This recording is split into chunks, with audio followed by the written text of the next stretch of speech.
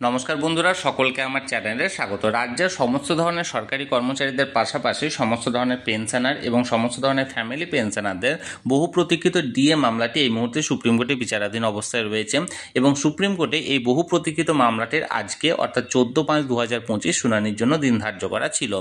আজকে শুনানিতে অর্থাৎ আজকে যে হিয়ারিংটা ছিল সেই হিয়ারিংয়ে কি হলো, এই বিচারপতিদ্বয় কি বললেন এই মামলাটি শুনে, বা মামলাকারীদের পক্ষ থেকে বা সরকারি পক্ষ থেকে যে সমস্ত অ্যাডভোকেটরা ছিলেন তারা কি সওয়াল জবাব করলেন, সকল কিছুই আজকের ভিডিওর মাধ্যমে আমি তুলে ধরার চেষ্টা করব। ভিডিওটি আজকে ডিএ কেসের হিয়ারিং নিয়ে অত্যন্ত গুরুত্বপূর্ণ, তাই প্রথম থেকে শেষ পর্যন্ত অবশ্যই ধৈর্য সহকারে দেখবেন এবং ভালো লেগে থাকলে অবশ্যই একটি লাইক করবেন এবং সকলের সঙ্গে শেয়ার করবেন। আর সেই সাথে এই চ্যানেলে যদি প্রথমবার হয়ে থাকেন এই রকমের ইনফরমেটিভ ভিডিও আরও দেখার জন্য যারা এখনও পর্যন্ত এই চ্যানেলটিকে সাবস্ক্রাইব করেননি তারা অবশ্যই চ্যানেলটিকে সাবস্ক্রাইব করে নিতে ভুলবেন না। তাহলে চলুন আজকে ডিএ কেসের হিয়ারিংয়ে আদালতে কি হলো সকল কিছুর ব্যাপারে আমরা বিস্তারিত জেনে নিই।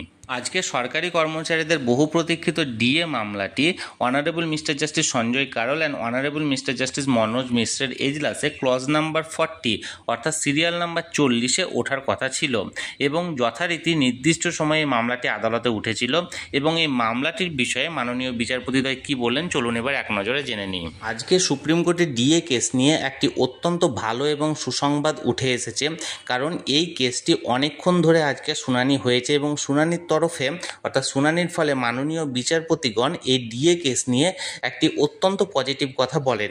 সেটি হলো রাজ্যের তরফ থেকে যখন বিভিন্ন রকমের ফাইন্যান্সিয়াল বার্ডেন বা ফাইন্যান্সিয়াল অবস্থা অর্থাৎ টাকা না থাকার কথা তুলে ধরা হয়, তখন বিচারপতিদের তরফ থেকে বলা হয় যদি ফাইন্যান্সিয়াল বার্ডেন থেকে থাকে তাহলে এই মুহূর্তে অন্ততপক্ষে 50% ডিআরএস অ্যালাউন্স মিটিয়ে দিতে হবে। এখনও পর্যন্ত ডিটেলসটা আসেনি, ডিটেলস যে সময় জাজমেন্ট কপিটা যখন আপলোড হবে তখনই পুরো ডিটেলসটা এই বিষয়ে বলা যাবে।